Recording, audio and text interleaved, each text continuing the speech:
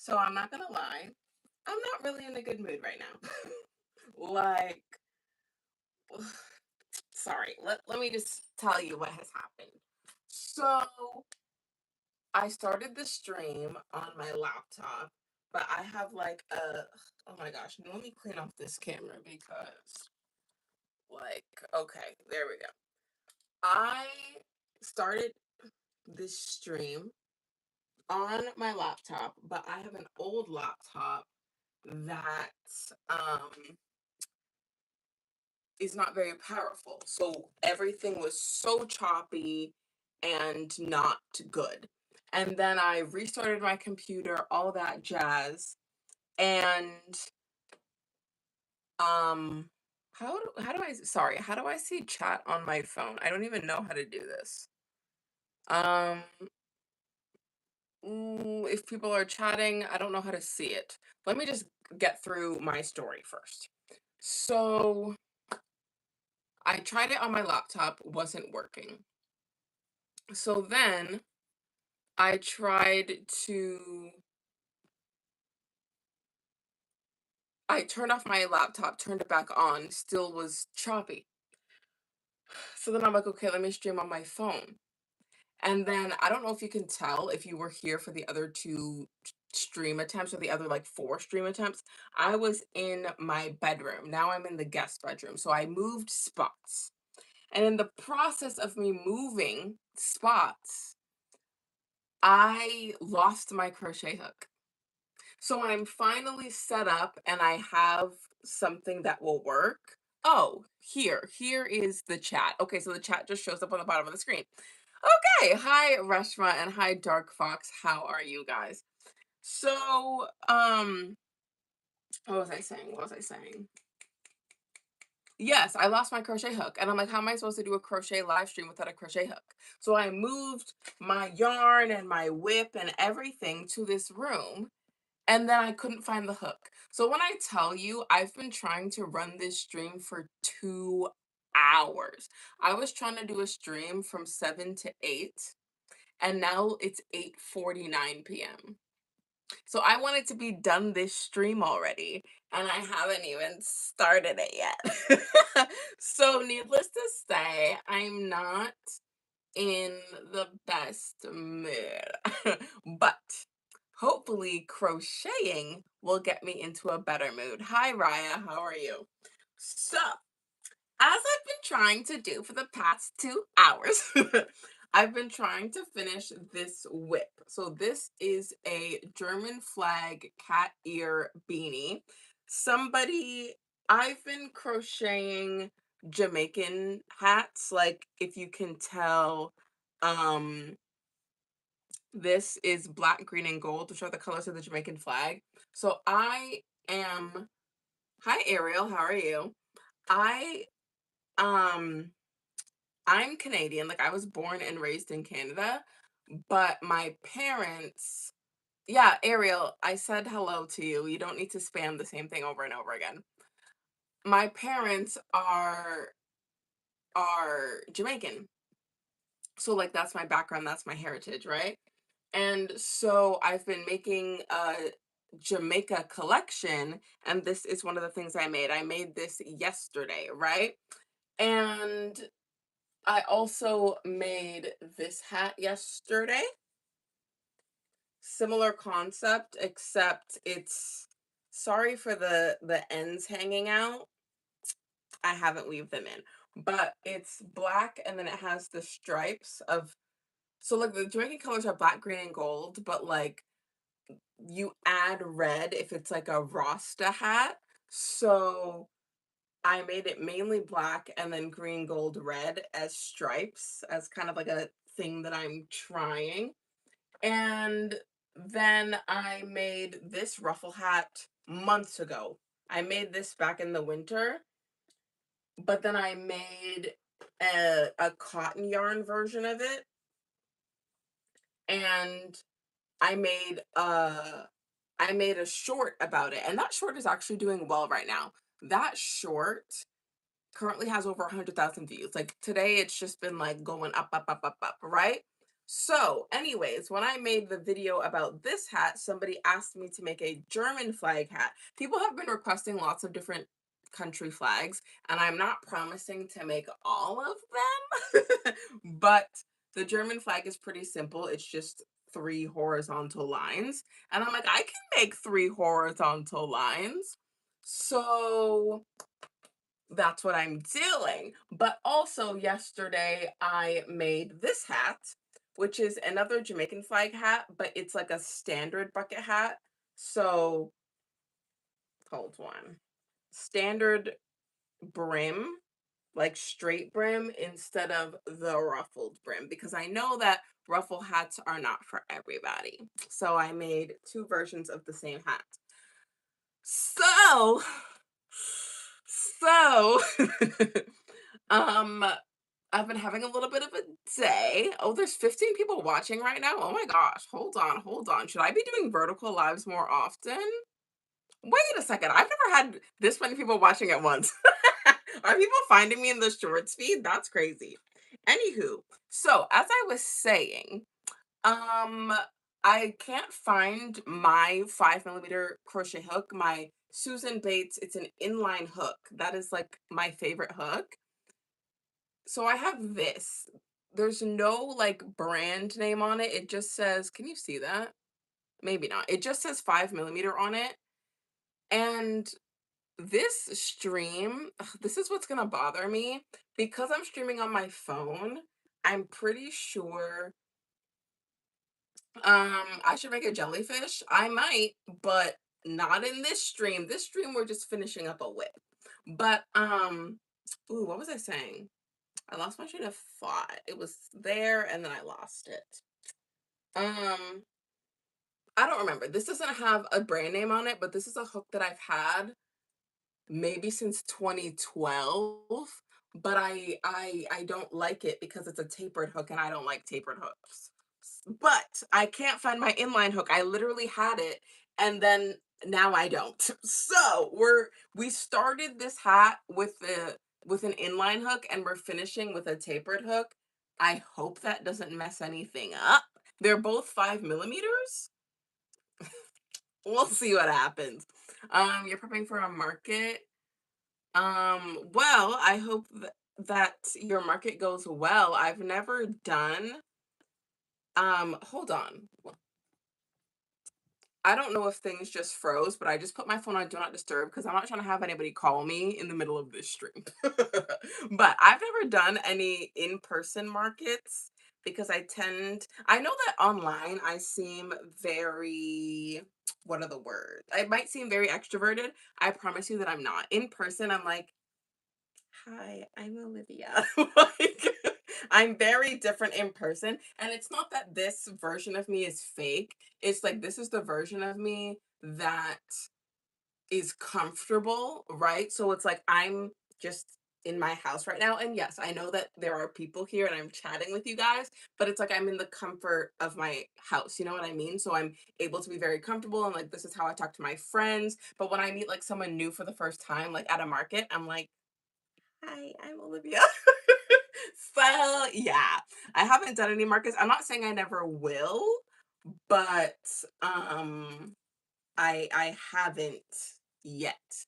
Um, do I sell my products? Yes, I do. I sell them on Etsy.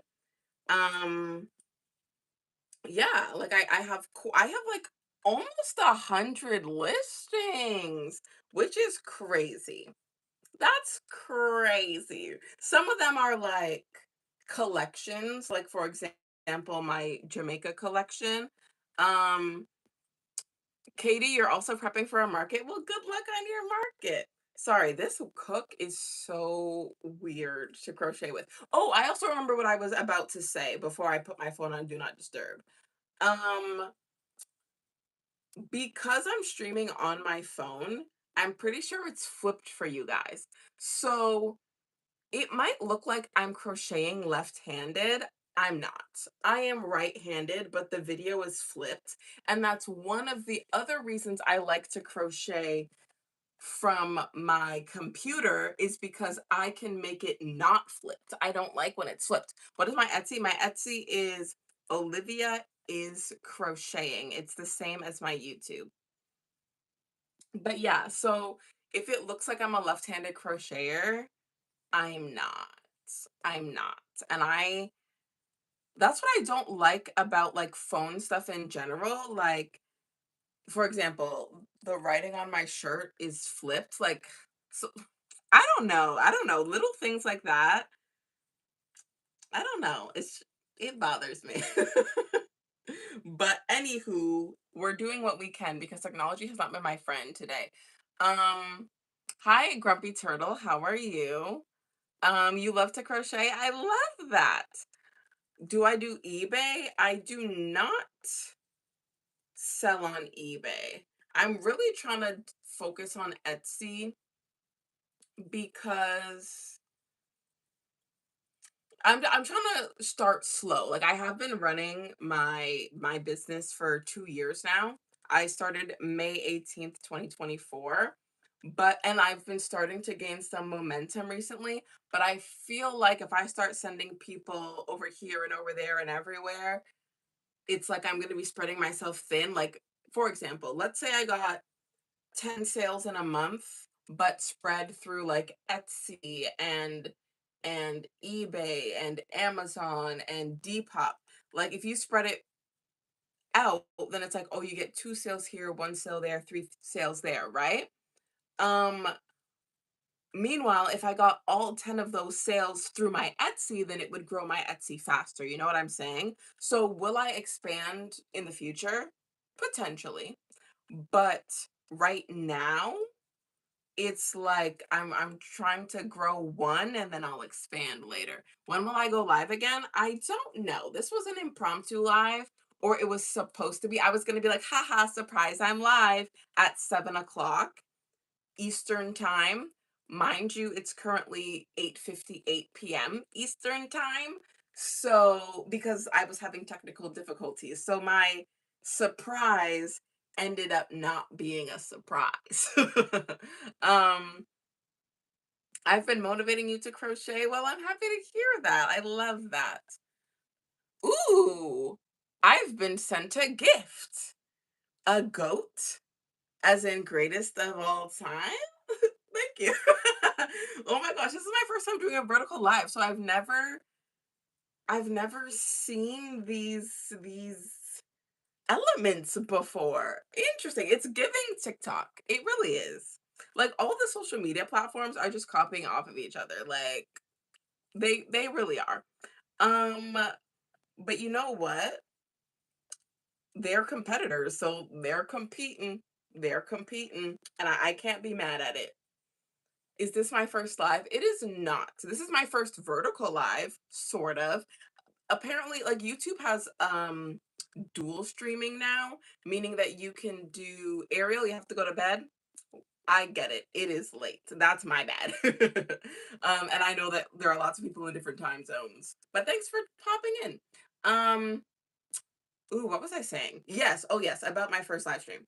So you can do dual streams, which means you can do horizontal and vertical at the same time, which is what I've been doing. But today my computer was not cooperating with me. So I had to improvise and whip out the phone. So this is my first dedicated vertical live. Am I Jamaican? My background is Jamaican. My parents are Jamaican. So I was born in Canada, but I am quite in touch with my Jamaican roots. I was in Jamaica. When was I in Jamaica? In March. I was in Jamaica 2 months ago. So yeah, I go almost every year. Not every year, but almost every year. Like in 2023, I went twice. I went in May with my friends, and then I went again in August with my family. So I stay being in Jamaica. Um, yeah, so my background is Jamaican. But yeah, so this hat, you're gonna see it in a future YouTube short. I don't know if it's gonna be the one I post tomorrow, but for those of you who are on the live, you're getting a little bit of a sneak peek. So I was saying earlier that someone I made a bunch of Jamaican flag hats, like this one, and someone asked me to make a flag of Germany, and so that is what I am doing. This it's in a different style, so this is a cat ear beanie versus this being a bucket hat, but I feel like this looks the most like the flag, you know what I mean? So it's like if you make a standard beanie with like rounded edges, I feel like the square hat looks more like a flag because flags tend to be rectangles, you know what I mean? So yeah, am I a clothing crocheter? I crochet anything. I've crocheted my favorite thing to crochet are hats, like without a doubt. Like if I'm bored and I don't have anything to do, I'll just make a hat. When I tell you I have like 60 hats in my bedroom, just in different bags that I'm just waiting for people to buy because I just make them and I make them faster than I sell them. So yeah, I have a lot of I have a lot of hats. Do I have a pattern for the bucket hat? I do not. I don't have a released pattern. I have a pattern in my brain. Or like, no, that's not fully true. Whenever I, most things I make, the very first time I make it, it's a freehand, right? However, I write down what I'm doing as I'm freehanding it. That way, if it turns out well, then I now have a pattern for myself, like a chicken scratch scribbled down in my notes, right?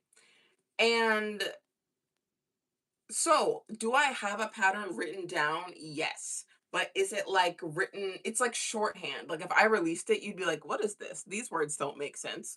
So I would have to like reformat it to be a proper pattern for other people to understand what I wrote. Because I understand what I wrote, but I wasn't writing it properly for other people to understand, if that makes any sense. Um, do I, sorry, I'm missing chat. Hi, Shakila, how are you? Do I have any tutorials? I have a tutorial for my double stranded ruffle hat. I don't have any, usually I'd just be able to like reach and like hold one up for you, but I'm not currently in my bedroom, so I don't have all my inventory next to me. But if you go to my channel, it's like I uploaded it in January. It's probably like 3 videos down on my channel. Like it's not that far down. Um, any tips for beginner crocheters? Um, first and foremost, learn your stitches. And I know that that's like really boring, but it's the truth. It's the fundamentals, right? So if you're trying to make a standard bucket hat, 9 times out of 10, or at least the way that I make them, it's just double crochets. Like I don't know if you can see, there's just double crochets, and like right there, that's where I do my increases to make the brim, right? But but it's all double crochet. So if you can do increases and double crochets, you can make a bucket hat, right? And so once you master the double crochet, just find a tutorial that you like and follow it. And it might take a couple of tries because different, like I said this in a previous stream. Like for example, when I'm making this cat ear beanie, it is at the end of the day, it's gonna look exactly the same as everyone else's cat ear beanie. So it's like, oh, why buy one from me when everyone else's looks the same? And I completely agree with that. But when you're thinking about not just buying one, but making one for yourself, there are multiple ways to get to the same destination. So the way that I make a cat ear beanie might be different than the way someone else does. So the final product looks exactly the same, but the way that you got to the final product is different. So there might be a method that works better for you. So if you're currently following a bucket hat tutorial and it's not really coming out the way you want, then maybe just watch a different bucket hat tutorial from a different creator, and the outcome is going to look pretty much the same, but maybe they explain it in a way that's easier for you to understand. So, like, for example, when I'm not everything I sell in my shop is my design. A lot of them are, but some of them are not. And there are certain creators where I always watch their tutorials because I know that I like the way that they explain things. So it's like I would want to watch your crochet cow tutorial over someone else's crochet cow tutorial. You know what I mean? But yeah, so if you're having trouble with a current tutorial that you're following, just try to find a different one and maybe that person will explain it in a way that makes more sense to you. What are my hobbies outside of crochet? Oh, also I missed something. This is your first time in the stream in my stream because I usually stream at 2 a.m. for you. Whoa. See, that's the thing. I'm trying to switch up the times I stream because I know that I have people from around the world who watch. So today, I didn't mean to stream this late. I meant to stream 2 hours ago. But it seems that it's working out. So I'm happy about that.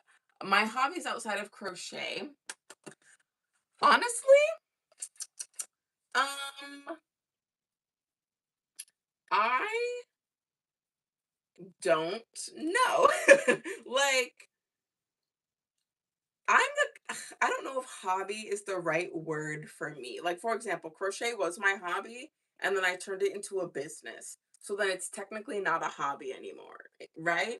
And like anything I do, I'm the kind of person who I either give 100% or 0%. Like, that's just how I am. So nothing is ever a hobby to me. I'm either like super ultra mega into it and like, or I'm just like not into it at all. Like there's literally no in between. So, like, I used to be a high performance track athlete, and I don't really do track anymore because I have a full-time job. And so I don't really have time to go to the track and run around for 5 hours a day. But um yeah, when I was doing track, I was like, "Oh, I'm gonna make the Olympics." Like, if I'm doing something, I'm doing it full force. I'm doing it full force. No, no 50% from me. It's 100% or nothing. That's just kind of the personality that I have. Robin, you love my videos. Thank you so much. Do I have any crocheters to follow? Hmm. Can I be honest? I don't want to say, not like I'm gatekeeping, nothing like that. The crocheters that I've been watching have not been uploading lately, and I'm a little bit upset at them. So it's like I don't want to be like, oh, watch this person, and then you see their last upload was 6 months ago, and then you're like, why did Olivia suggest this person to me? And also, I don't necessarily want to call these people out for not uploading because I completely understand falling behind in your uploads. Like I upload a YouTube short every day, but there was like a 3 month gap between my most two recent long form videos. So I completely understand that people are busy and like crochet isn't like your whole life. Like you have other things to do. You might have a job outside of crochet, or maybe you're still in school and all this stuff. And so yeah, like the people who I've been watching have not been uploading, so I high key haven't been watching crocheters recently. So if you have any suggestions for me, let me know because my girlies have not been uploading. But at the same time, I can't complain because I also have not been uploading long form videos. So it's like the pot calling the kettle black. Like, you know what I'm saying? I can't complain because I've been doing the same thing. Um, Jody, you love my hats, especially the bunny ear beanie. I love that one too. Like, it's so cutesy. I love it so much. Sometimes I come up with a design and I'm like, I don't know if anyone's gonna wear it, but I'm gonna wear it, so I'm gonna make it. And like, I put it up on my Etsy in case people want to buy it, but I have sold a few bunny beanies, and I'm hoping that some people will gravitate towards the bunny bucket hat now that it's getting warmer and now that I've made a YouTube short about it so people like know it exists. Um, do I have any tips for miscounting? Um, Honestly, okay, if there's like a pattern that's a multi-row repeat, like this one right here, I tend to not count and just hope that my stitch count is correct. Um, However, if I'm following someone else's pattern, the first few times I make it, I count every single stitch. So like, it's not like, oh, I'll do 5 rows and then check and oh, my stitch count is off. Like, no, no, no, no, no. I'm counting every single stitch when I'm following a pattern that I'm unfamiliar with. But when I'm following a pattern I'm familiar with, and or if it's my own pattern, then I don't really have to count. So it's about becoming familiar with that specific pattern. And there never, at least for me, comes a point where you have to stop counting when you're doing something new. So, yeah, I don't know if that helps, but essentially count every stitch. I know it can be tedious, especially if you're trying to like talk while crocheting, like I am right now, or if you're trying to like watch TV or something. Um, I understand that counting 1, 2, 3, 4, 5 while you're trying to multitask isn't fun, but it's necessary sometimes. You have to count every single stitch. And then when you've made a few of the same thing over and over again, then you slowly realize you don't have to count, especially on the repeat rows. So I hope that helps. Or like, okay, this might confuse you, or it might unlock something. Um, Hi, before I say that, let me catch up on chat. Hi, Lumi or Lume Arts, how are you? And Shakila, you're saying it looks like the German flag. That is exactly what I'm crocheting. Somebody asked me to crochet the flag of Germany, and that's what I'm doing. But yes, going back to counting, this might help or it might confuse you more. And if it sounds confusing, disregard it. When when I'm following a pattern, let's say the first row, let's say we're doing a hat, right? So the first round is 12 double crochets into a magic circle, right? And then the next round is 12 increases. And then the round after that is likely going to be single crochet decrease in brackets times 12, right? So most people will just go single crochet decrease, and do that over and over and over again till they get to the end of the round, and then hope that they have the right stitch count at the end.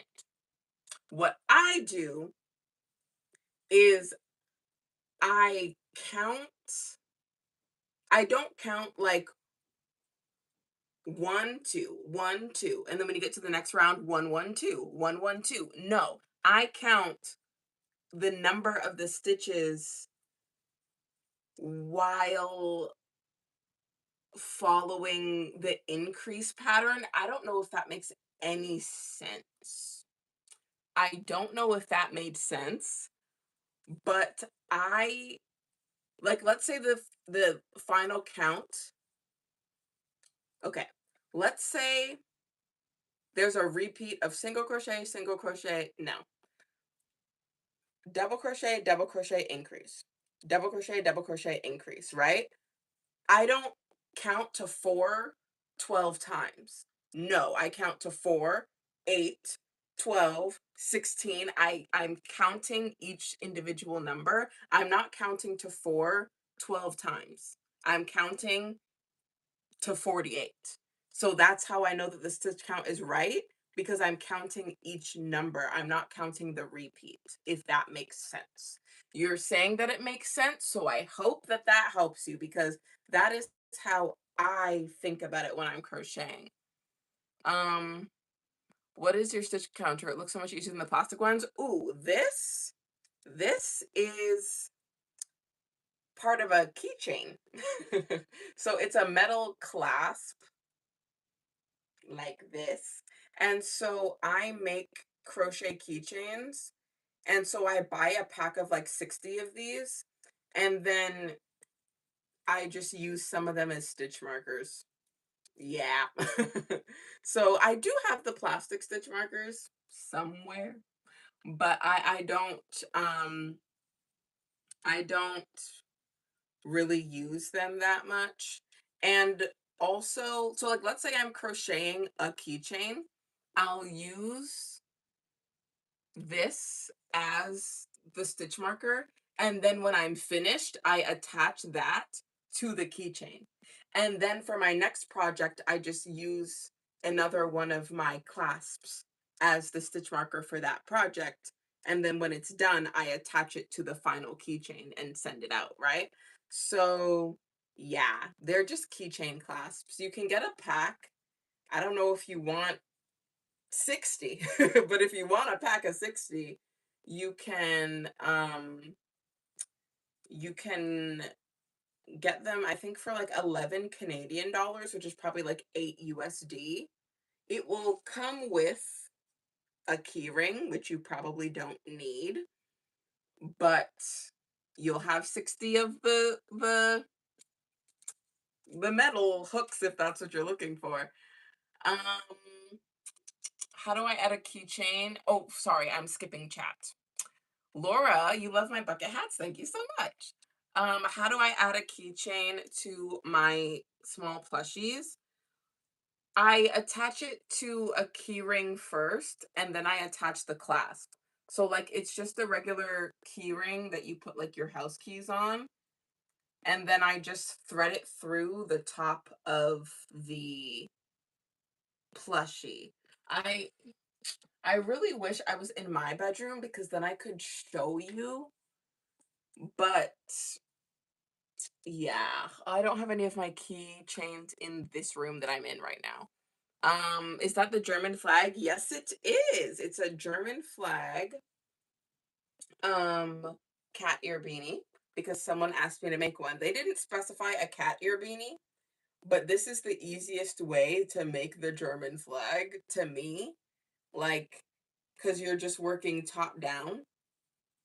And so, yeah, instead of like when I make my hats like this, I start in the middle and work my way down. So you're working in a circle. So when it's a hat that's just a bunch of lines, it or when it's a design that's just a bunch of lines, it makes sense to not work in a circle. So I'm not working in a circle, I'm working in a rectangle. And you're going to notice that this gold line is going to be longer than all the other lines. And the reason for that is I'm going to make this a folded brim. So if I make this chunk 2 times longer than these, then when I fold it, it will be the right length. Like, oh, I can actually show you. I have something in this room that I can show you. Give me 1 second.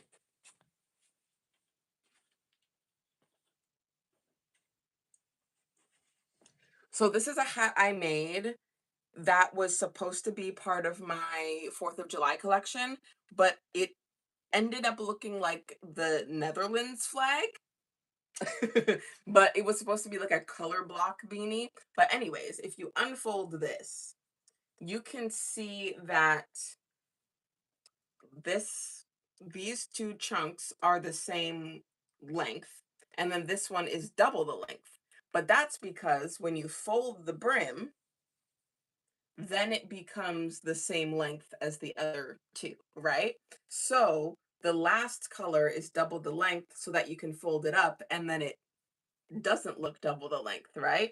So I'm doing this exact design, but for Germany.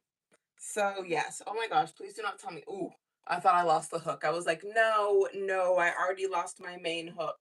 I can't have lost my backup hook. Because I don't like this hook. Like, I don't like tapered hooks. Like, inline hooks are where it is at for me. And I know that I'm gonna find it. Like, right as this stream is done, it's gonna miraculously show up. I know it's gonna miraculously show up. but I was delaying the stream too long looking for it, so I just had to whip out the backup hook. How old was I when I started crocheting? I was 11. So I'm currently 27, so 16 years. Yep. And this hook is from when I was maybe like 12 years old. Like I've had this hook for years, and I have another one that's exactly like it. I have two of these, and I don't like this, but I only have one of the hook that I actually like, the hook that I use every single day. I only have one. And it's because I usually don't lose it. But today was a little bit hectic, and it was supposed to be, oh, let's chill and crochet together. And then my technology was failing me. Like, oh my gosh. If you guys have seen one of my first videos, it's the video of um me getting my first ever Etsy order. Hi Kitty, how are you? And Chloe, I do see your question. I'm going to answer it in a second. Um, yes, when I made my very first Etsy sale, I was obviously doing things for the first time, like printing a shipping label and this, that, and the third. Long story short, it took me like 3 hours to print one piece of paper from my printer. So when I tell you, some days I think I'm good with technology, and other days technology hates me. And today was one of those days. But Reshma, you're asking what my favorite hook is. I love my 6.5 millimeter hook. That is the best hook in the world. My Susan Bates. Um, Hi DTI lover, how are you? And Chloe, you asked how long it takes me to finish a project. It depends. If it's a hat, about 2 hours, unless it's my double stranded ruffle hat, that takes 1 hour. Um, but yeah, and then plushies, if it's a big plushie, 5+ hours. Like my bunny plushie takes 4 to 5 hours, but my smaller ones take 1 to 2 hours. It just depends. There's so many variables. It depends on the yarn thickness, it depends on the hook size, so many variables. Um, um, oh, Reshma, you have to go. Well, thank you for checking into the stream. What is my favorite yarn? I tend to use this yarn a lot. It is Loops and Threads Impeccable. I know that it's flipped. I wish there was a way to flip my camera. Is there? There's not. On TikTok? Is there? Hold on, I'm gonna click in. Oh, sorry, my bad. I turned the camera off. That's not what I meant to do. I was trying to see if I can mirror the image, but I don't think I can. Ah! Whoa, green screen. My bad. I'm just clicking a bunch of buttons. I don't know what I'm doing. I've never live streamed from my phone before. Um, do, do, do, do, do, do, do. What am I trying to? Sorry, I'm like missing chat because I'm clicking random buttons and confusing myself. I don't remember what I was saying before. Oh yes, the writing is backwards, but this is Loops and Threads Impeccable, and it's just standard acrylic yarn. Um and um And yeah, I use it a lot because it's affordable, and they sell it at Michael's, and there's a Michael's very close to where I live. So yeah, it's like I can just pick it up whenever I want. I don't love yarn that I have to order online. So it's like I might like the yarn, but it's like every time I want it, I have to wait like 1 to 3 business days. Like No, I just want it right now. Like even, oh, I was saying this earlier before when my stream was being silly, but um I ran out of red yarn when I was working on this hat. So then I just ran to Michael's and bought some more. And I love that. But if I run out of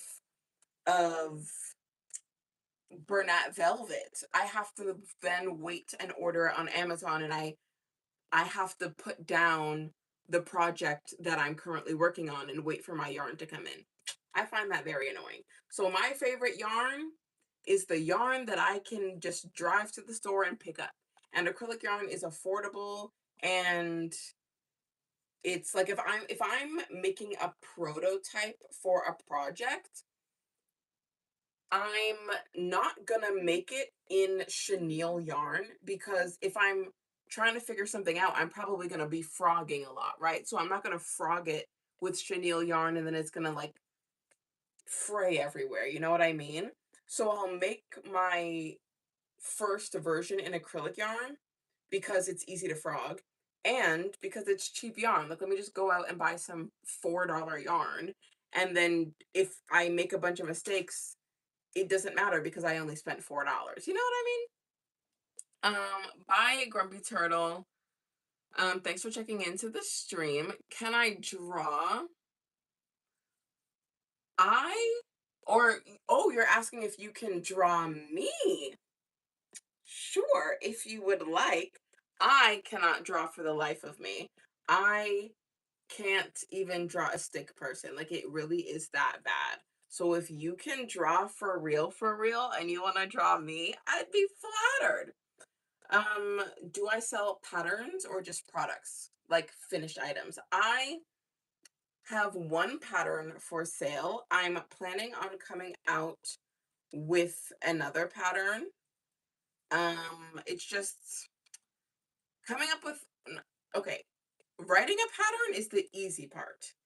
Releasing a pattern is the hard part because, hi Katie, welcome back. Releasing a pattern is the hard part because um I lost my train of thought. You have to get pattern testers. So it's like you need people who are willing to be pattern testers. And it's like when I did my first pattern tester call, I think I had maybe 8,000 subscribers, which is like a fair amount. And then I ended up having 8 pattern testers. Like, I think I got 10, but then 2 people didn't finish the pattern test. So I had 8 people who actually finished it. So 8 people out of 8,000. So that's not me saying that you need to have a bunch of followers before you can like release a pattern, but it's like if you have 100 followers, how many of them are going to volunteer to be pattern testers? Because obviously it's just volunteering, right? Like, people are doing it out of the kindness of their own heart. Like, they don't have to, like, it's not a requirement, like, oh, you're in my audience, so you have to like do what I ask. Like, no, none of that foolishness. You know what I mean? It's completely voluntary. And it's a wonderful thing to have people choose to spend their time to help you, right? And so it's like, um, you need a decent amount of people to have a successful pattern test. And that could require you to either have a decent amount of followers online, or if you know people in person, like you have friends who crochet and they're willing to pattern test for you, right? And then, so releasing the tester call, picking who gets to be a tester, and then if people have like feedback, which is the whole point of the tester call, because not every pattern is going to be like perfect draft one, right? So then you're getting the input from the people who tested your pattern, and then you have to edit the pattern and all this stuff. And then like there's a lot of logistics, like releasing a pattern can take like a month because you write it and then you have to give your pattern testers an adequate amount of time to actually complete the pattern test. and then you have to take time to implement the feedback, and then you release it. Like there's a lot of steps. And because crochet is not my full-time job, I don't have time to dedicate to just like, oh, write a pattern in a day and then send it out the next day and wait 2 weeks for feedback or however long the test is. Like if it's for a hat, a pattern test doesn't need to be that long. But like let's say I was doing a pattern test for a cardigan, then you might give people 1 month to make it. And then you have to get the feedback in this, that, and the third. So like a cardigan pattern might take 2 months from ideation to actually releasing it. You know what I mean? And so because I have a full-time job, I don't get to spend as much time writing and releasing patterns as I would like. Um, hi me 07U, how are you? Um, I should make more patterns. I would love to. I'm trying to, if I'm okay, I'm gonna maybe spoil a couple of things like future plans. A lot of my first patterns are probably going to be hats because it's the thing that I'm most familiar with making, meaning I feel like I can explain it the best because obviously the whole point of a pattern is for people to be able to follow it, right? And so I'm trying to make patterns that are easy for people to follow, and the I have a easy time explaining the hats because I've made so many of them. So yeah, my first few pattern releases are likely to be hats. Welcome back, Raya. So yeah, I want to release more. I hope to my goal, if you watch my 2026 crochet business goal video, I said that my goal was to release one pattern this year, which I already did. Um, but I do plan to release a second one before the end of this year. When exactly that will be, I don't know. But I've been thinking about it. Don't you worry. How long do my live streams go for? My longest live stream was 3 hours. That was not the plan. It was supposed to be an hour. And this live stream is also supposed to be an hour. Um, it might go over. It's basically gonna go until I finish this hat. So I need 1, 2, 3, 4, 5, 6. I've done 6 rows and I need 12 of this color. So 6 more rows and then I'm done. So however long it takes me to crochet 6 rows is however long this stream is gonna be. um but yeah, I usually pick a project for a stream, and then the stream goes for as long as the project takes. So if it's a 3 hour project, it's a 3 hour live stream. If it's a 1 hour project, it's a 1 hour live stream. This was supposed to be 1 hour because essentially these hats usually take me 2 hours, and I was already half done when I started, right? So um the plan was to then do the second hour of this hat on stream. But because I'm talking, I'm not crocheting as fast as usual, and I'm like looking up and down from my project because I'm trying to read chat. And also, I'm not using my proper hook. Like, I do not like tapered hooks. So I am crocheting slower because I am not using the right crochet hook. So yeah, this stream's gonna run a little longer than anticipated. Um, Arshma, I hope I said that correctly. You love my videos? Well, thank you. I love making the videos. Ooh, speaking of, okay, ugh, friends, let me tell you something. So, on YouTube, like creators can get paid from their videos, right?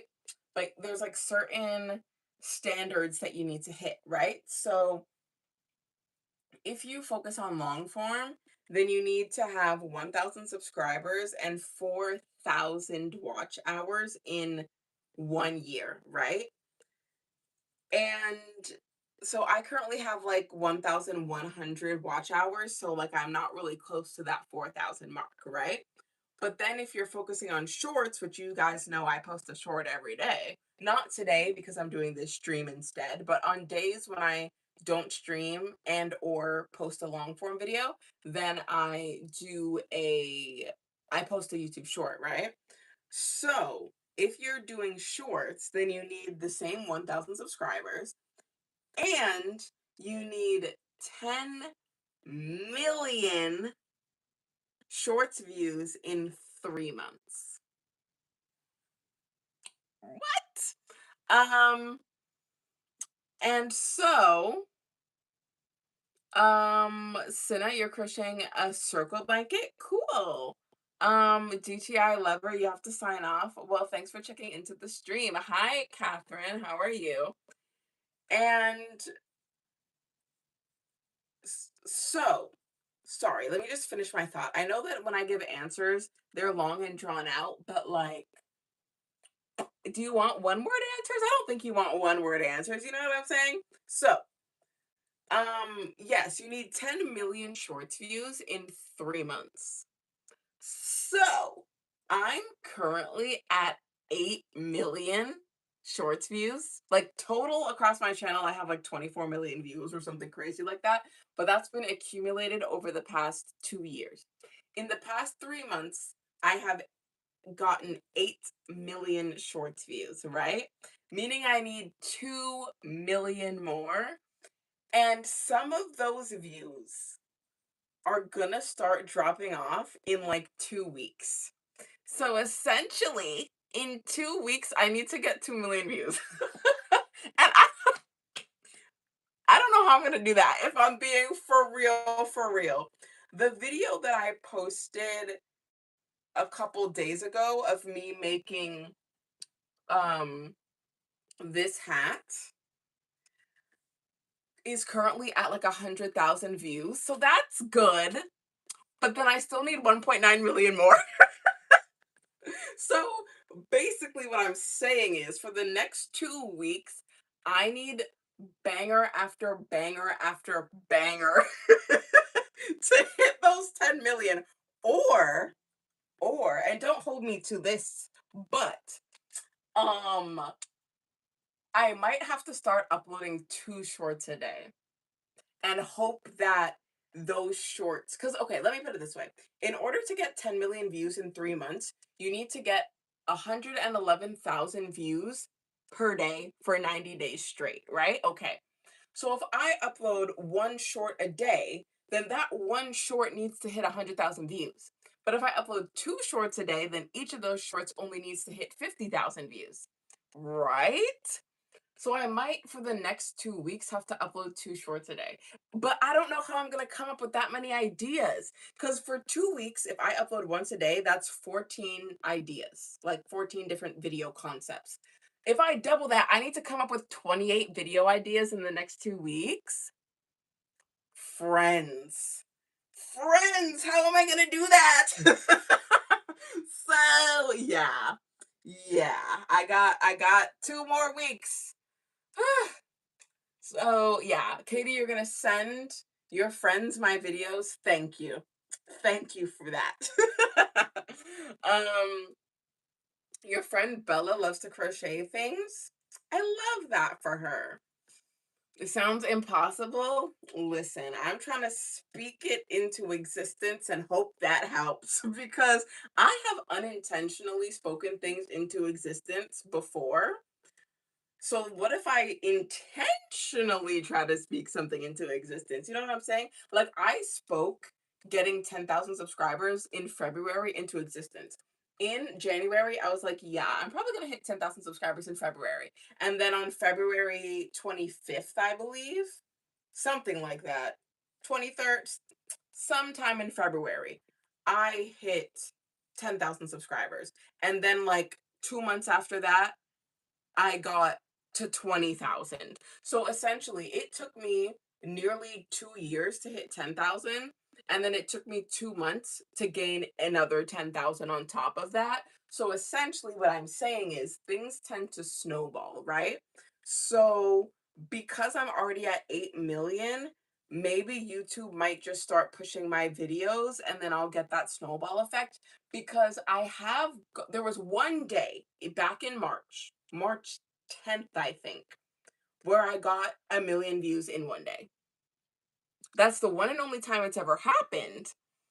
But the point is, it's possible. so, let's see if I can do it again. I need two of those. Two 1 million view days. And then I'll be fully monetized, meaning that I'll get paid for the views. Because right now, you know how I said I have 24 million views on my channel? I have made $0 from those 24 million views. Right? So if I can start getting paid for my views, that'd be nice. So I have a lot of content to make ahead of me. Fake it till you make it. High key. Yeah. Like you gotta act like you're getting millions of views before you start getting millions of views, right? Like, yeah, because another thing, like, how do I explain? People say, like, act like the version of yourself that you want to be, and then that will eventually become who you are. So, like, for example, I'm not a full time content creator or like a full time crochet business owner, but that's the goal, right? And so, my thought process last year in April, I started posting every day, right? And the reason I started doing that is because I was like, if I was a full time content creator, what would I do? What would my daily routine look like? And my daily routine would involve posting a video every day. So I'm like, if I want to become a full time content creator, I need to start acting like a full-time content creator, right? So yes, it is hard to work full time and find time to film, edit, and upload a piece of content every single day. But it's like if I can do it now when I have to split my time between all these different tasks, if I ever do get to the point where I get to do crochet full time, then it's going to be easy because think about it. If I work 8 hours a day, and I work an hour drive from my house, right? So I drive an hour to work for 8 hours, and drive an hour back home, right? So that's 10 hours of my day that I can't crochet, make videos, whatever, because I'm either commuting or physically at work, right? So now, if I'm able to come out with a piece of content every single day when 10 hours of my day are booked for something else, then imagine if I go full time and I get those 10 hours back, making one piece of content a day is going to be easy, right? Because I'm going to have an extra 10 hours a day, right? So if I can do it now, I'll be able to do it then, right? So that's my thought process. It's hard now, but it won't be hard forever. Um, so yeah, that is my thought process. Like, let me tell you what I do. So I usually film my YouTube shorts um before work, and then I bring my laptop with me to work. And then I have a 45-minute break at work, and that's when I edit the video. And so I don't know if you guys noticed, but I always upload my videos at like 11 p.m. And that's because I work nights and that's when my break is. So it's like if my break starts at like 10:15, then I finish editing the oh, I stuttered. I finish editing the video. Um I finish editing the video at 11, and then I post it, and then I go back to work. I come off break and continue my job, right? So, yeah, that is my daily routine. And imagine when I get those 10 hours back. Like, You're gonna get sick of me because I'm gonna be posting way more than I already do when I get those 10 hours a day back. Um, when did I start crocheting? I started crocheting 16 years ago when I was 11 years old. I'm currently 27. What do I do for work? I work at like a medical company. I'm trying to be vague because I don't need to accidentally dox myself, but I work at like a medical company, which is crazy considering I have a film degree. Like, how did I end up in the medical field? Couldn't tell ya. Could not tell you. But yeah. Yeah. Please don't dox yourself. Yeah, I've been on the internet long enough to know what I should and shouldn't say. So I'm keeping it as vague as possible. But yeah, yeah. I find it funny that I do not work in the field of my degree. So yeah. Like technically, like when it comes to film, I'm filming stuff right now, right? So it's like I definitely use my degree for my social media. And so technically, if I go full time in my crochet business, content included, right? Then I will be working in the film industry in a roundabout kind of way. Not like the traditional film industry, like TV and television. TV and television, that's the same thing. I meant film and television. That is what I meant to say. So, not traditional media, but like I'm still working in media, right? So, technically, I am putting my degree to use, but not in the way that I thought. 70%, like 75% of people don't use their degree. Yeah. I find that school just teaches you how to learn. Like, for example, at my job, you get training when you go there, right? So it's like you don't need prior knowledge because they're going to tell you everything you need to know on the job. So it's like this obviously doesn't apply to everything. Like I'm not going to become a brain surgeon with a film degree. Like obviously not. But there are certain jobs where you can learn on the job. And so as long as your resume looks good and you have like a teamwork attitude, you're likely to get hired. I know the job market is trash right now, so there are a lot of people who are qualified for things but not employed, and it's like no fault of your own. It's just that jobs are hard to come by right now. But in a general sense, when the job market is not complete and utter trash, as long as you are a pleasant person and um you have good interview skills, because that's another thing. Maybe you're qualified for a job, but you're not good at interviewing, right? And I don't think I'm great at interviewing, if I'm being honest, but I think in a general sense, I'm a charismatic person, so I can fumble my way through an interview and still make a pretty decent impression. Cause okay, can I can I be for real with you for a second? My current job is the first real job I've ever had. So, I've been doing content creation since I was 17, and I don't really make money from this channel, but I make money from my old channel, right? So, that was my little kind of like side gig when I was in like high school and uni. And then while I was in uni, I was an Uber Eats driver, right? And so that was my job because it was flexible and it's like, okay, if I'm having like a very light week at school, then I can work a lot of Uber shifts and like get my money up. And then if I have a very difficult week at school, then I can just not work that week or only work on the weekend. Hi, Cake Pop Fine Jewelry. How are you? So it's like it was very flexible, which I like. Um, and sorry, I feel like I missed chat earlier. Sorry, let me, before I go on my little tangent, because you guys know that I love my tangents. Let me catch up on chat.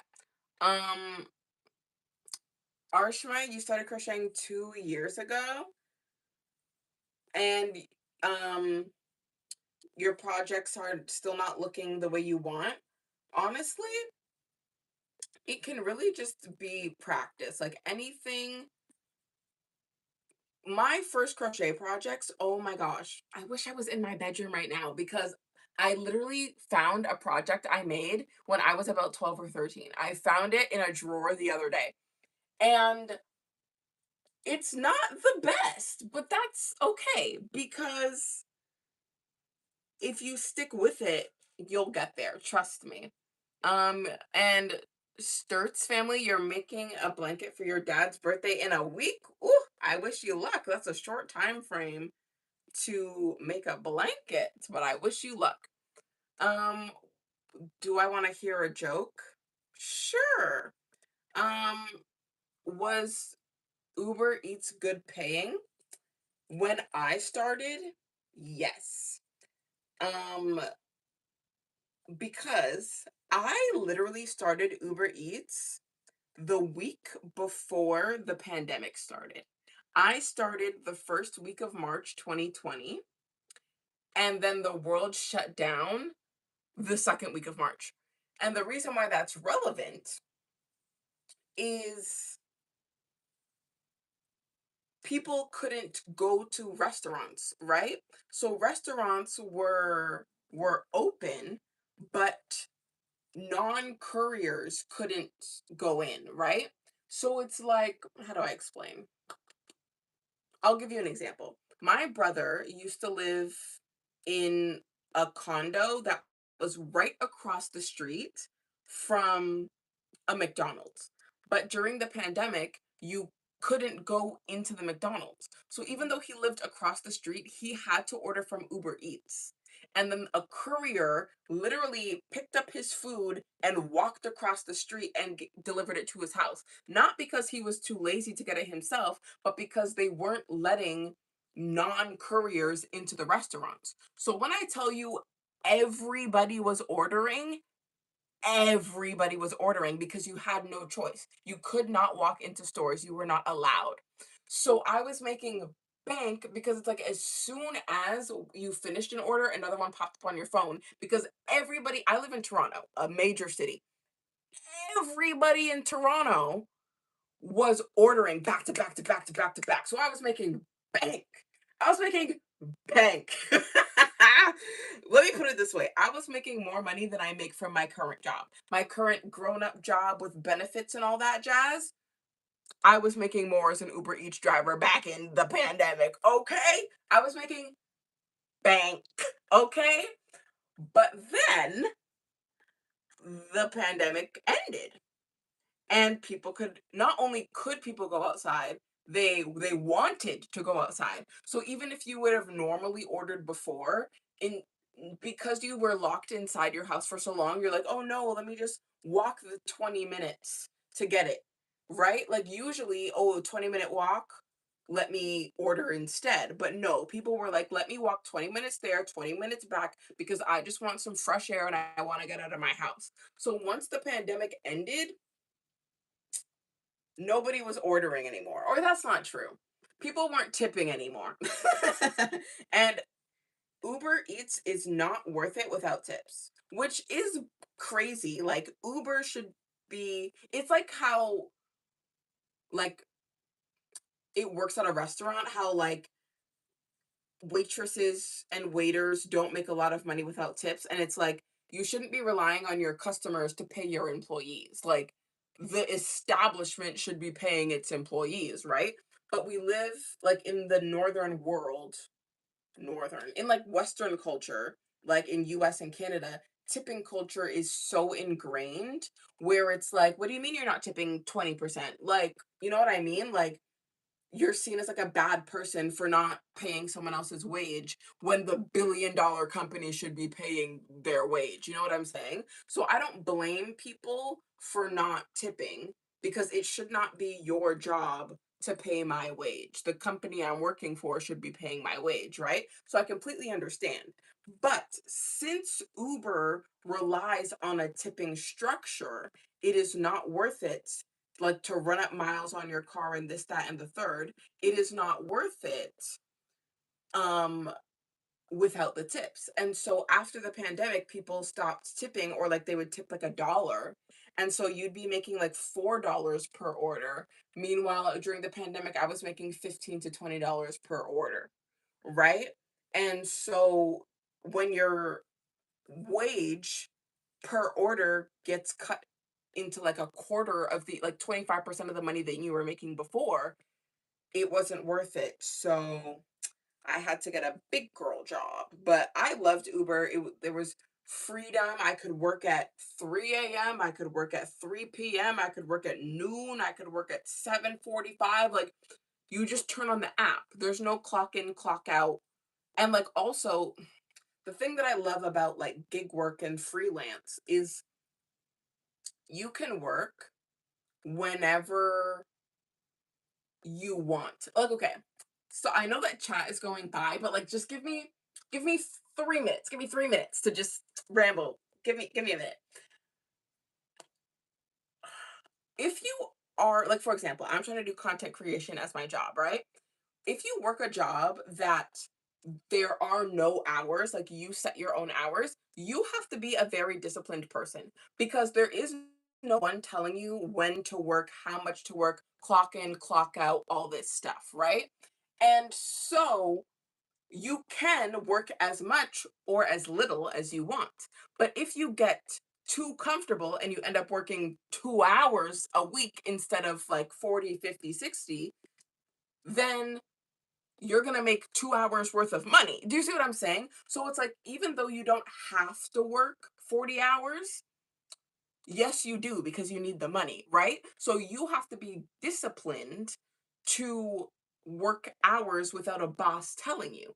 And the reason why that's relevant is when I was doing Uber, once again, if I was in school and I was very busy, I would work less. But then the following week, if I wasn't as busy, then I worked more to make up for it, right? So then it evened out and I was making a consistent income, right?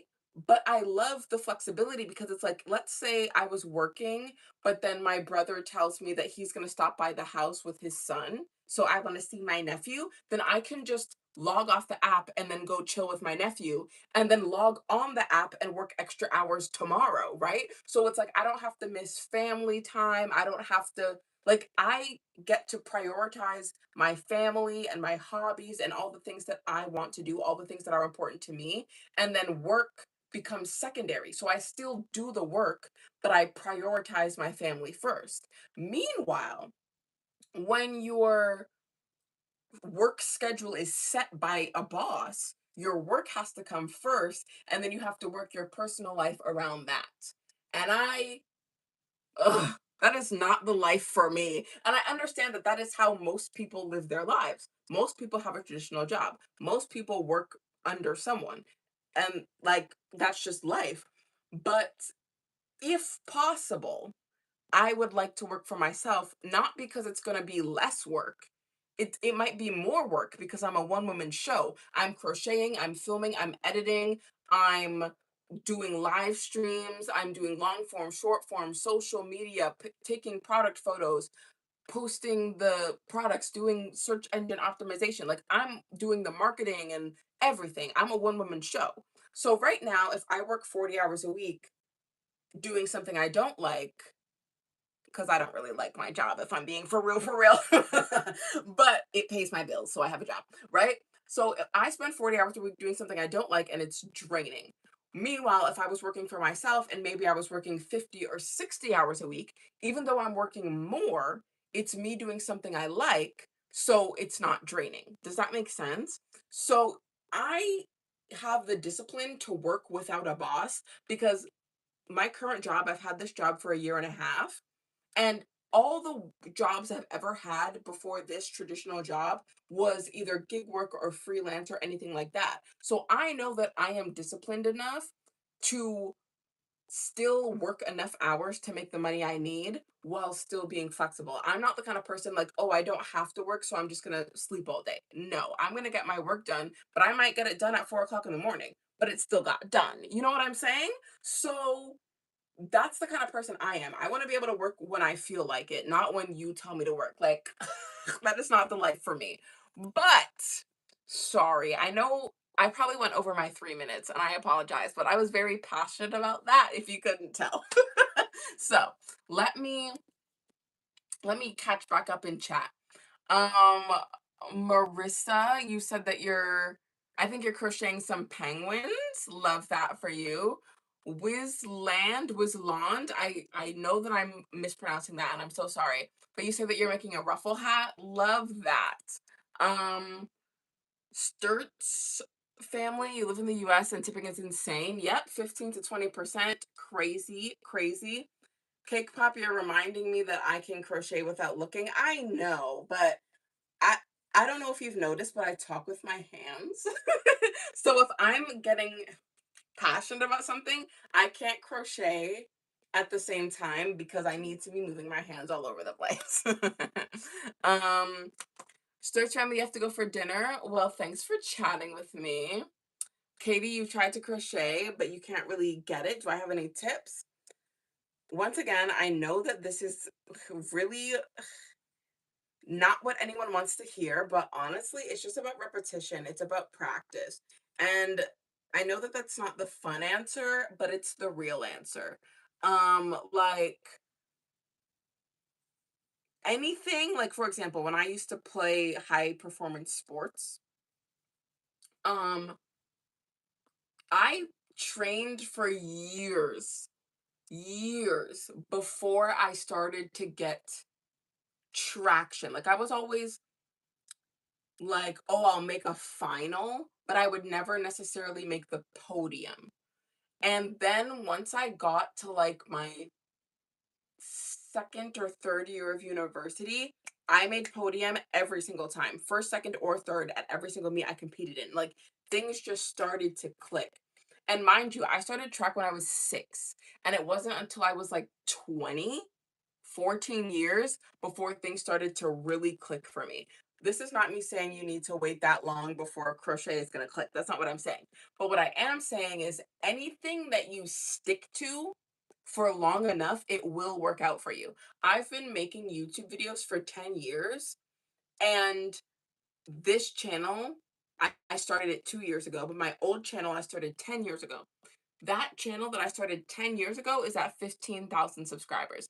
This channel that I started 2 years ago is at 20,000. So clearly, I've learned how to grow a channel exponentially faster in a 10-year period. So one channel took me 10 years to reach a certain milestone, and I did it in 1/5 of the time. Like 80%, like, no, what is it? 500% faster I did it on my next channel, right? So it's like the longer you do something, the better you'll get at it. And it literally applies to everything, whether it's a sport or a craft or content creation. Like when it comes to school, like the first time you ever learned math, 2 + 2 = 4 was hard when you were 6. But like now it's not, you know what I mean? Because you like, 2 + 2 = 4 off the top of your head because you've known it for so many years. You practiced that for so many years. So that it's not hard anymore. Everything that you start for the first time is going to be hard unless you're like beginner's luck, cool. But or like you're a prodigy. But like in a general sense, everything you try for the first time is going to be hard, point blank period, and it just depends on whether or not you're willing to stick it out. And if you are willing to stick it out, you will succeed. And that's my advice on that. Um sorry, apparently I missed a riddle. Oh, wait. Hold on. Um, my mother had 3 daughters. Two were named July and August. What is the other daughter's name? Um, I think I've heard this riddle, but I think it's maybe it's worded differently? A mother had three daughters. Two were named July and August. What is the other daughter's name? I I don't know. Either September or June. Isn't the riddle supposed to go something like, um, I don't know. Like, I don't remember the riddle, but it'll be like,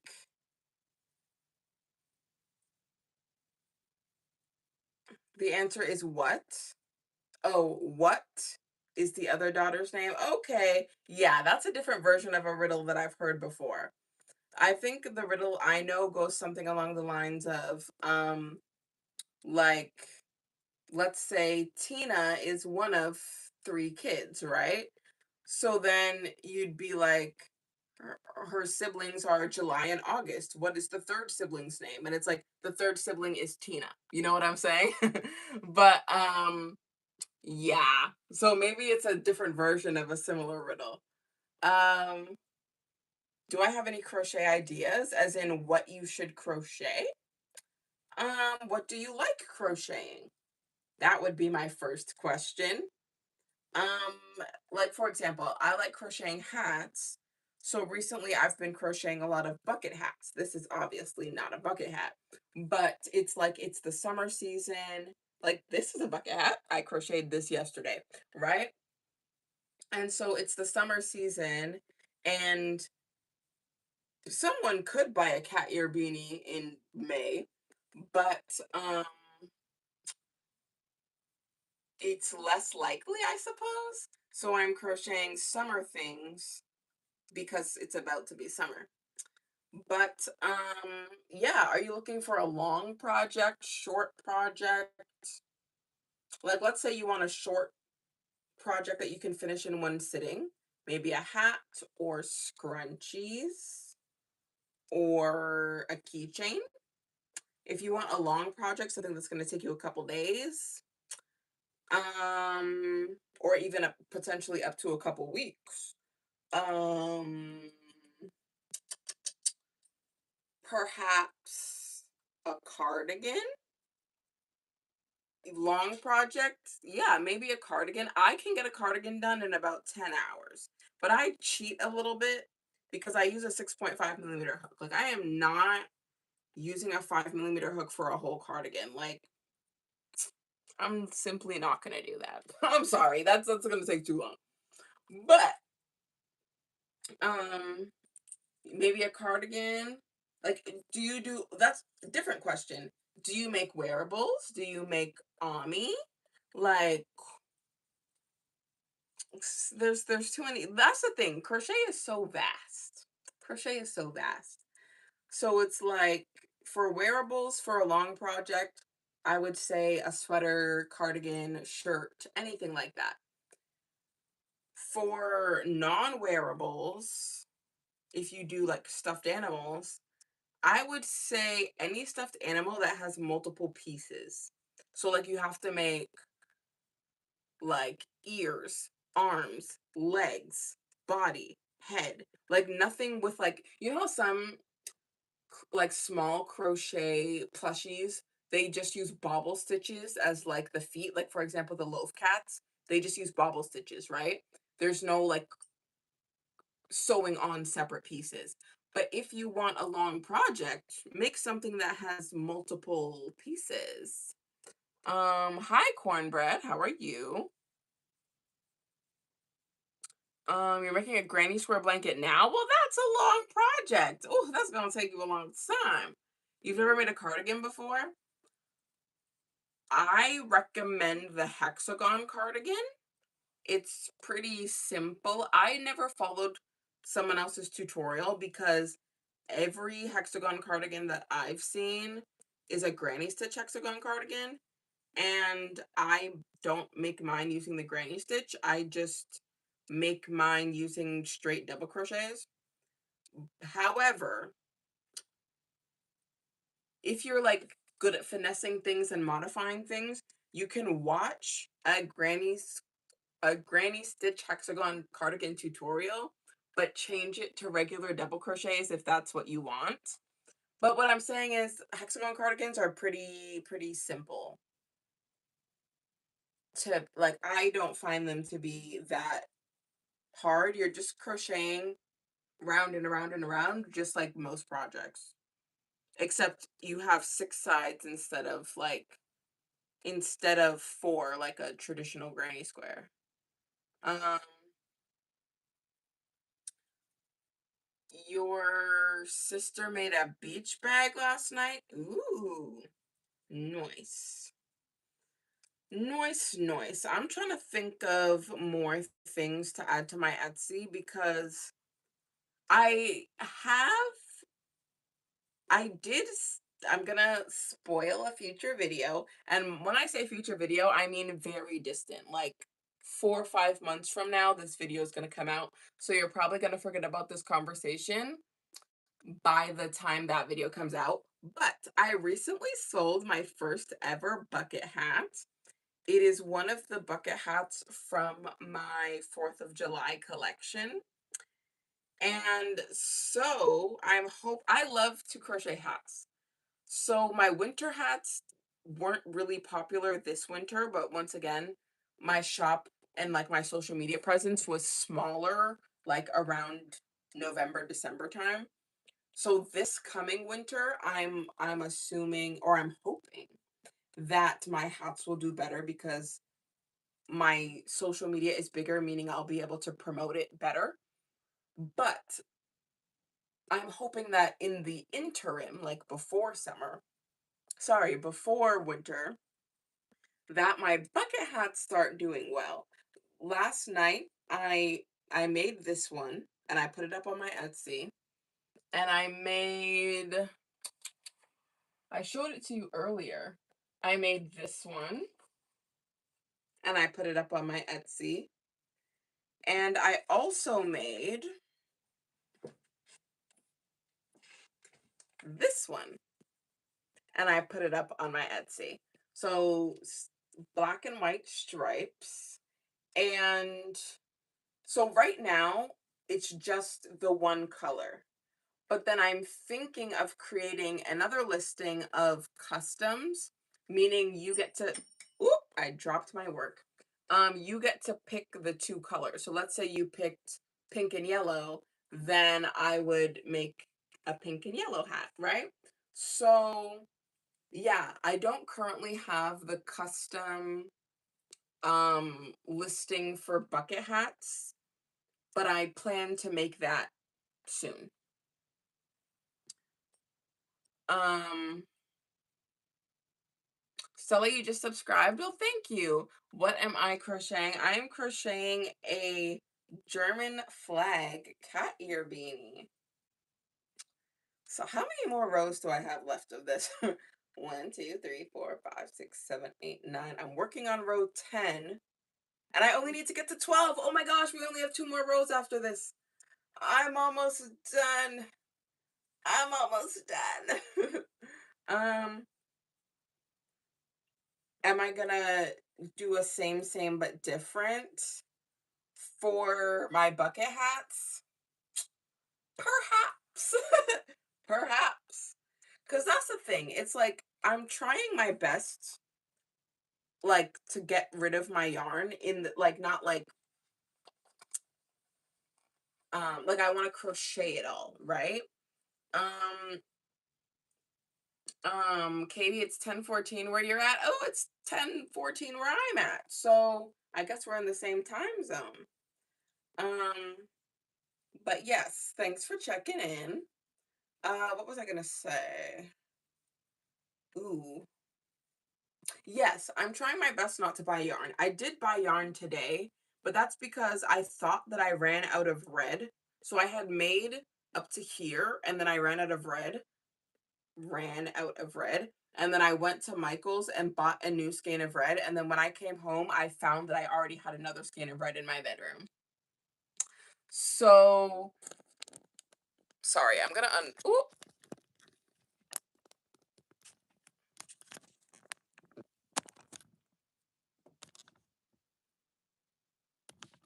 One second.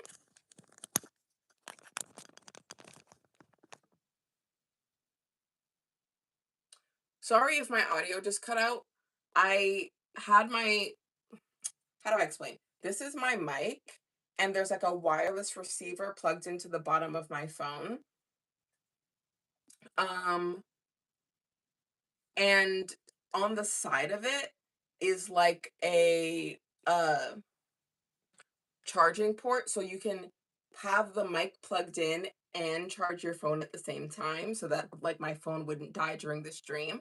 But then my phone randomly like stopped charging and weird stuff was happening, so I went to unplug the charger, and um I accidentally unplugged the receiver. So sorry if my audio cut out for a second, but we're back. Um But yes, as I was saying, sorry, I stay getting sidetracked. I'm so sorry. My There's so much going on in this brain of mine. But what I was saying was I accidentally bought yarn because I didn't realize I already had red at home. But essentially, I'm trying not to buy yarn because I'm trying to get rid of the yarn that I currently have. So, when I'm making like new products, like a bucket hat and all this stuff, I end up using, like, for example, this is black and white, and then I might make black and yellow and black and red and black and green, right? Because I'm just trying to get rid of the black yarn. You know what I mean? So it's like I end up making a lot of things that look similar because I'm trying to crochet through all of my yarn. So yeah, there might be a lot of same but different because we got to get through this stash, but at the same time I need to know what people want to buy, right? Because it's like I love making hats, but maybe people don't want hats, and that's fair, that's valid. I want to make what people want to buy, right? Because I just love crochet in general. Like, it doesn't really matter what I'm making, I just want to be running my hands, right? So, um, in like for example, if I have m- leftover acrylic yarn, I'm gonna make a hat out of it because I know I can just like use up a decent amount of yarn. Like, this is getting kind of squishy. I can use up a decent amount of yarn and like make something I like, right? But at the same time, if that thing isn't gonna sell, then I still have the yarn in my room. It's just instead of it being a skein, it's now a hat, right?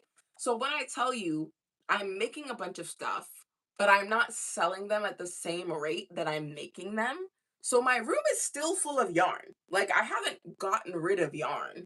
It's not a ball anymore, but it's still in my room. And I have too much. I need to sell these things. I need them gone. I need them gone. When I tell you, I told you guys this in a previous live stream, I'm pretty sure. I have a future video. I haven't filmed it yet, but I have a video coming up of me organizing my yarn stash. I like bought shelving and everything. Okay, I haven't put the shelving together yet, but point is, I'm a future video is me organizing my yarn stash because I just have stuff shoved in bags. Like, hold on. Oh, sorry, I kicked my tripod. I have like 8 of these Michaels bags full of crochet projects, like full of, some of them are full of yarn and some of them are full of finished projects. And like they're just full. And so I just have like a corner of my room that just has like 8 of these stacked on top of each other. Friends, I need to get rid of them. I'm trying to sell them. Ugh, I'm trying my best. I'm trying my best. Um, what am I making? I am making a German flag cat ear beanie. But yeah, so it's hard out here. I'm trying. I'm doing what I can. I'm crocheting every day. Well, not every day, because I work during the week, but sometimes I'll try to like crochet a little bit before work. finish a project, photograph it, put it up on my Etsy, and then I also make a YouTube short about it to maybe like kickstart it a little bit. I'm doing what I can, but ooh, I need to know what people want. So it's like, let's say people wanted cardigans, even though it's getting warmer, so I don't know if people want cardigans. But let's say that you wanted a cardigan. Then instead of using my acrylic yarn to make hats, I would use it to make cardigans, right? That way I'm making something that I know is then going to sell. But right now I'm still in the phase of figuring out what people want from me. So I'm just making a bunch of different things and then hoping I like hit the jackpot on one of them, and then it's like, okay, now I'm going to continue to make this thing, right? So we're still in the testing phase. I'm only 2 years into my business, so I'm not expecting to have everything figured out, but like my room is full of stuff. You air fried, you made a blue octo stuffy, cute. um can I give you tips for making a viral crochet blanket? Is there a crochet blanket that's going viral right now? Or are you saying you're trying to make a blanket and then make the video about it and have that video go viral? Like, you know how back when like the, what is it, 6-day star blanket, 7-day, whatever, however many days, when that star blanket was being like, was going viral? Are we talking about that? The bouquet flower one? Um, so you're asking me how to make it? Ooh. My name twin sent me a flow state sticker. Ooh, thank you, Olivia. That's so weird for me to say because that's my own name. Oh my gosh. Like, whenever I meet people with my own name, and then I'm like, "Hi, Olivia," it's like so weird because I feel like I'm saying hi to myself. Like, I don't, do you want to know what's crazy? Cake Pop, I am gonna answer your question, but once again, I have to go on my little tangents. You guys know the drill by now. I'm always going on tangents. I have a very common name, right? But you would be surprised that I don't know that many Olivias. Like, you know how when you're in school, there might be like when in my high school, in my grade alone, there were like 7 Nicholases. Nicholas A, B, C, D, E, F, G, H, I, J, K, L, M, N, O, P. Like so many Nicks, right? And so like you had to be, oh, Nick A, Nick P, Nick D. Like you had to like refer to them by their like first name and last initial because there were just too many of them. Like you can't say, oh yeah, I'm gonna hang out with Nick later. Which one? There's 7 of them, right? However, there was only one time ever. There was one other Olivia in my grade, and we only ever had one class together, grade 11 English. So there was never a time where, like, my last name is Henry. There was never a time when I had to be Olivia H. Like, I was always just Olivia because I've always been the only Olivia in my class except for that one time. And then, um, when I got to university, there was another Olivia, um, on the varsity track team. So she was a couple years younger than me. So she was in her first year when I was in my third year. Um, and we we never had any classes together because we weren't the same age. But like, and also when it came to track, she did like the 400 and 800, like those kinds of events, and I did long jump and triple jump, so it's like we never even trained together, right? So you would think that having a really common name, like you just like run into an Olivia everywhere you go. No, maybe other people do, but I don't. Like, I don't know, I know 2 Olivias, and there are millions of us on this planet. Crazy. Crazy. Crazy. Ooh, I need to sneeze. It might go away. That happens to me. I always get like a tickle in my nose, and then like you make the sneeze face, and then it never happens. That happens to me all the time. But yes. Okay. So, Cake Pop, your question. I have never made one of those blankets. I just from looking at pictures and videos, I understand the general construction. It's basically a circle, and then you make the individual flowers, and then you sew them on. And it just depends on which flower you want to make, whether you want to make a rose or sunflowers or or like tulips or a combination of flowers. Um, I have never made one because I think crocheting the circle is the easy part. Making the individual flowers, like you're gonna make like 30 plus flowers, depending on the size of the circle. When I make my um flower keychains, each of those takes me like half an hour to 45 minutes. So if you make 30 and multiply that by 30 minutes, that's 15 hours of just making the flowers. And then you have to sew them on. That's a lot of work. So, I think it's a fairly simple construction. Crochet a circle, crochet a bunch of flowers, and sew them on. Like, it's not difficult, but it is time consuming. Sewing is a pain. I concur. I agree. And that is why I have not attempted that blanket. Because I know that the sewing, making the circle, let's say that takes 3 to 5 hours, depending on the size. That's one thing. And then each flower takes you about half an hour. Let's say half an hour to an hour. And then you're making 30 of them. That whole blanket is going to take you 20 to 30 hours, maybe 40. And I have made a blanket that took me 80 hours. It was a sunflower granny square blanket. So I made 70 granny squares and then sewed them all together.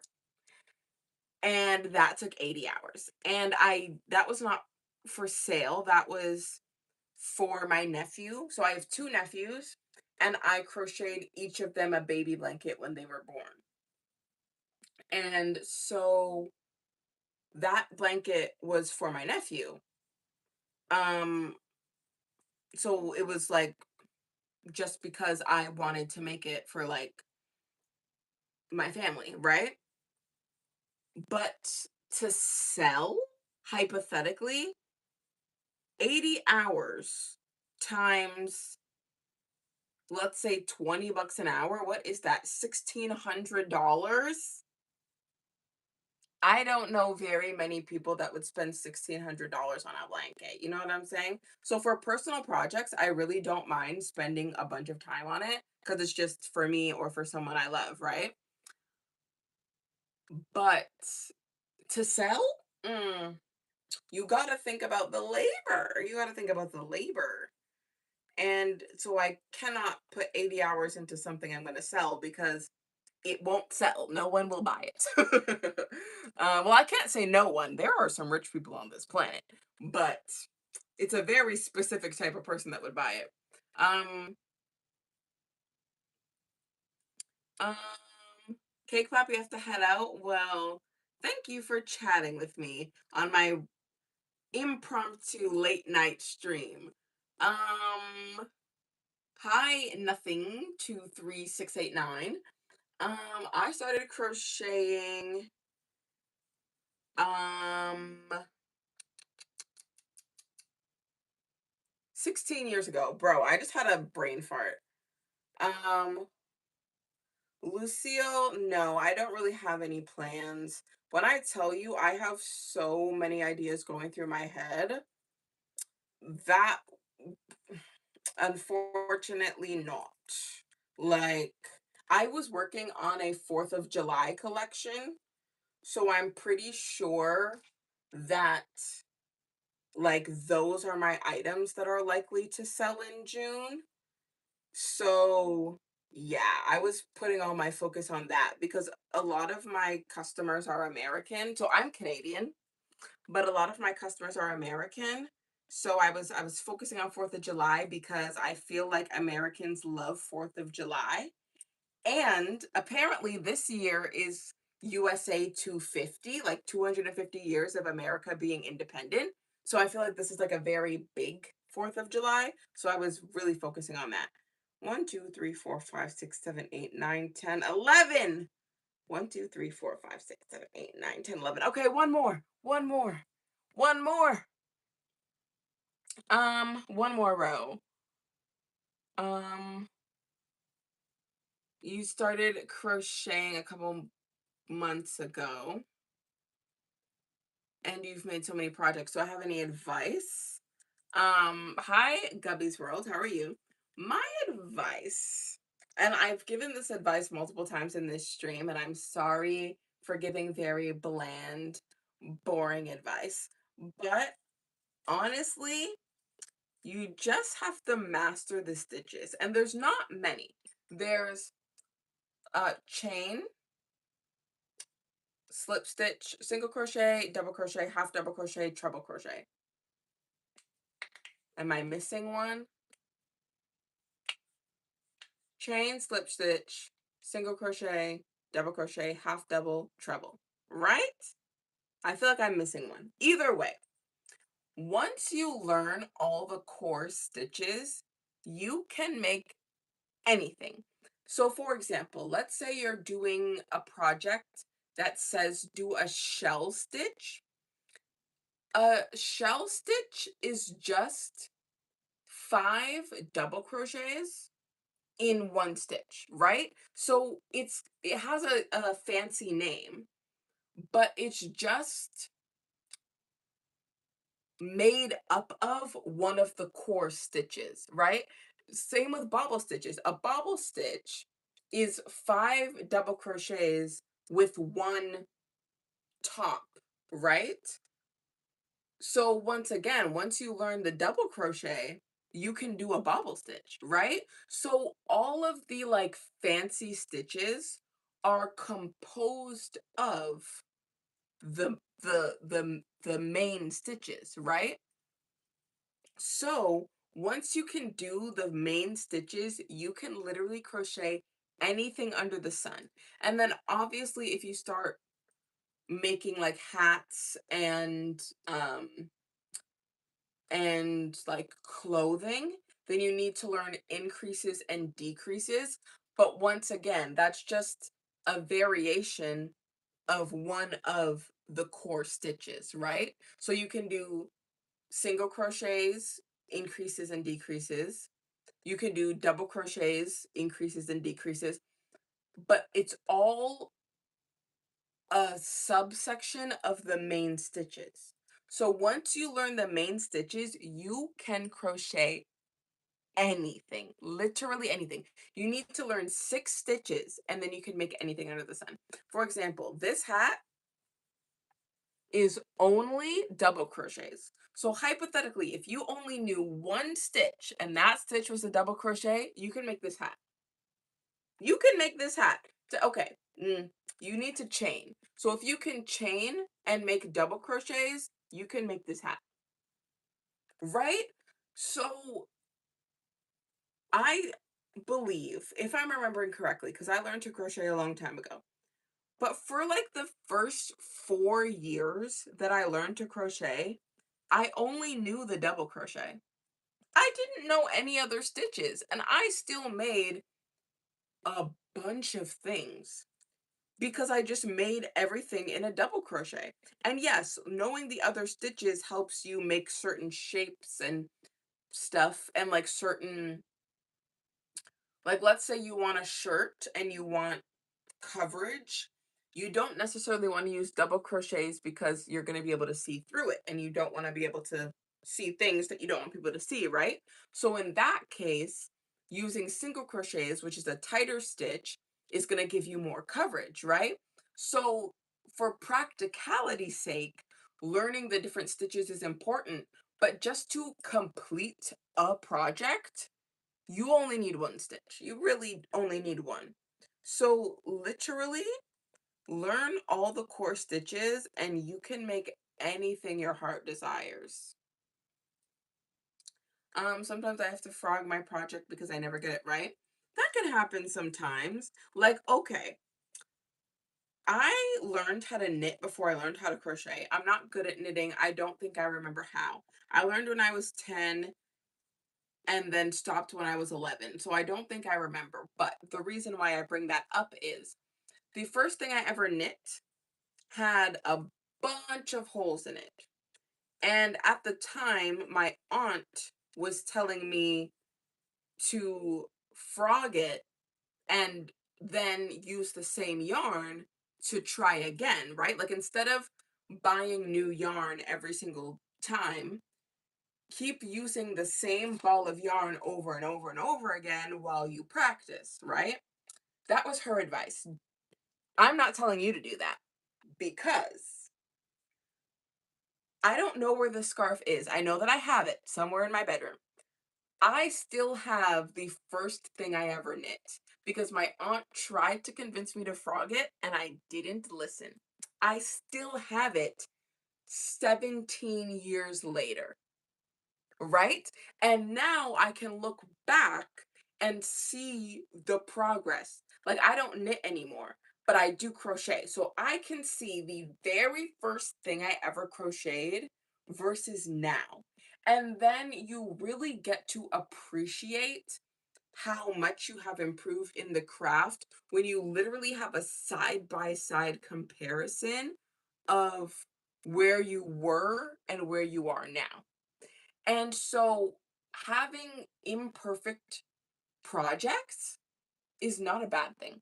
It is not a bad thing. It is just proof of where you are now and where you're going to be, right?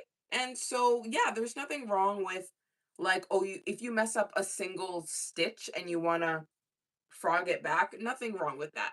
But like, if you have projects that you're not happy with, I advise keeping them because in 5 years, you're going to look back on it and you're going to be like proud of your first project because you're going to be like, wow, like I stuck with this thing. Like it was hard. And this is proof that it was hard, but I stuck with it. Right. So, yeah, your first projects are not likely to be great. And that's fine.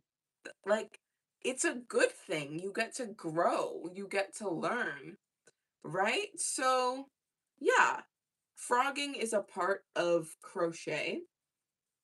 I frog things like not full projects, but like I'll frog back a couple of rows if I made a mistake. Like, it's it's the name of the game. How did my crochet journey begin? I started crocheting at 11 in my school's crochet club.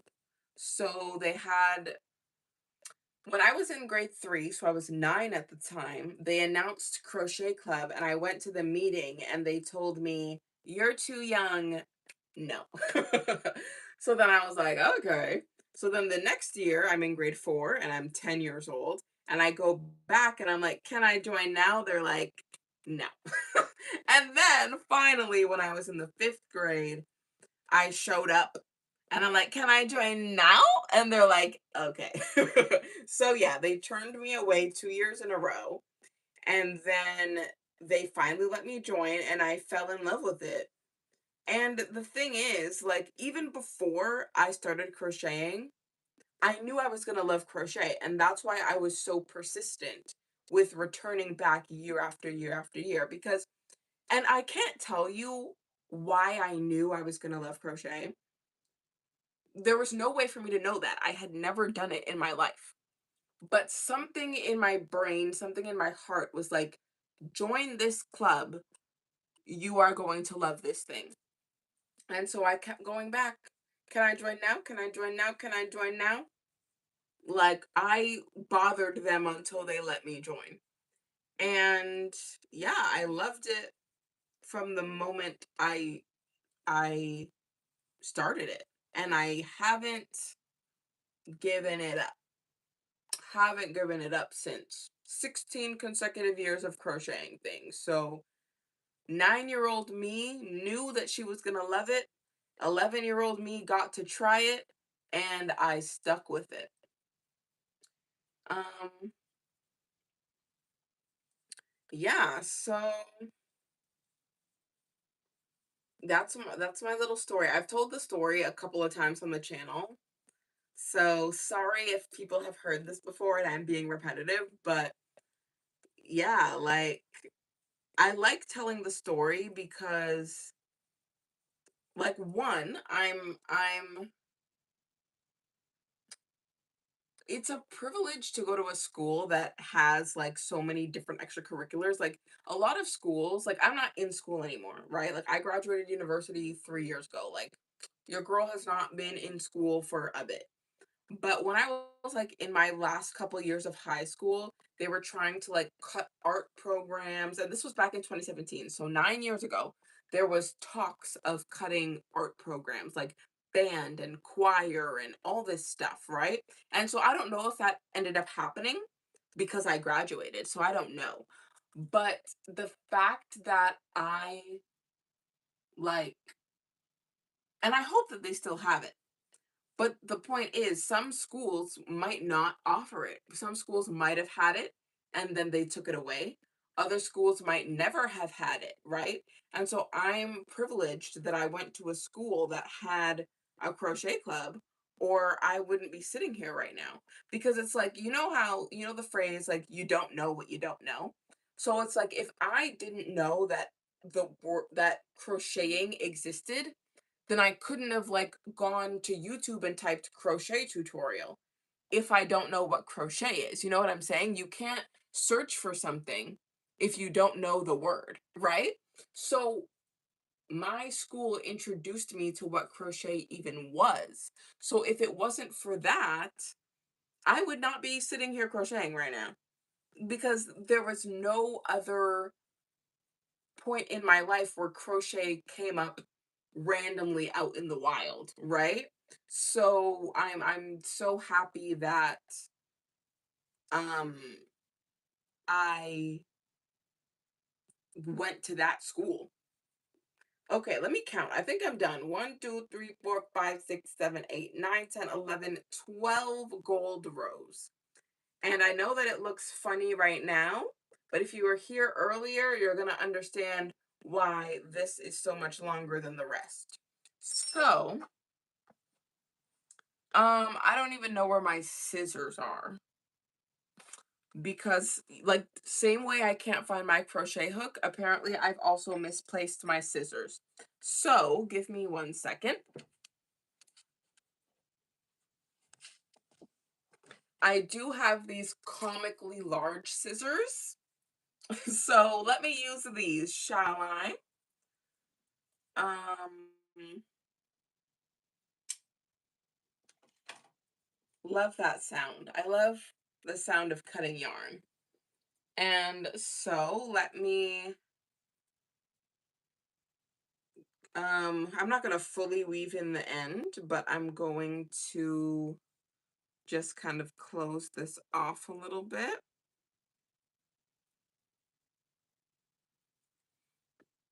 Um, what time is it for me? It is 10:45 p.m., which is late. I don't usually stream this late. Um, but we were having technical difficulties today. And also, I work nights. So, oh, Olivia, thank you for the star. I work nights, so I can stay up late and still like wake up on time for work. You know what I'm saying? So, yeah, I don't need to go to bed early because I don't work until evening time. So, yeah, but I'm about to end this stream. So, I've just closed off that last row. And I'll take this and fold it.